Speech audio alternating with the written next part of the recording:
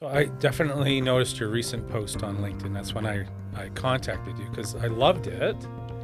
One thing I've learned in the post business is that you have to be flexible and adaptable to keep food on the table. I've had gaps, like most in the industry, and fill them by driving a school bus, driving Uber, and I also became a certified home inspector. So what motivated you to write this, to make this Well, post? I mean, I had also posted not that long ago that I was looking for my next project, which is Right. very often what you do.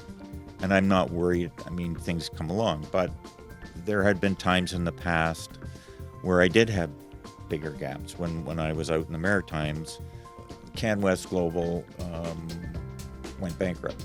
Fizzy Asper's kid managed to bankrupt them. But what happened was there was an immediate halt in all productions that were happening for networks like the Food Network, HGTV, etc. So it just so happened at the time that all of the shows I was working on out there were food related or HGTV related, and so they all stopped. So I went from being really busy to having nothing, and I was starting to get a little cabin fever. My wife was still working on in the radio and local radio station. I'm like, I got to do something. I'm like, it's not just about making money. It was about personal kind of sanity. I saw an ad for a local school bus company, and I thought, that can't, be a bad thing. I mean, I'll get a commercial driver's license out of this, if nothing else, because we train you. You've seen the ads, When I came back to Toronto, we had another gap, and so I had actually driven for a fellow Ryerson graduate who owned a company called MSL Transport, and they do shuttle bus services for the hospitals. They do the University Health Network and so on. And I thought, well, that's touchy because I've got to commit to a schedule.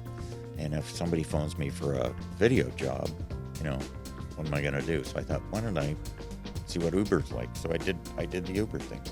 And as I mentioned in my thing, I got a job out of that. I got a fairly large video editing job out of that, doing commercials, because I happened to drive the head of Extreme Reach, my Joe. Yeah, you mentioned that in your post. Yeah. So it's like, you just don't. Story, get out there, you might meet someone, right? Well, that's a lot of that has to do with basically saying, it's an unsure industry for sure. As well as anybody. You watched, how many post houses were there in the 80s? There were tons of them. Yeah. You couldn't swing a dead cat without hitting one downtown, basically. And then they all and I went through 4 bankruptcies, 4 not personal bankruptcies, but 4 companies that I had worked for that went under. Right. And every time, lost this, lost that, had to recover, you adapt, or you just get out of the industry.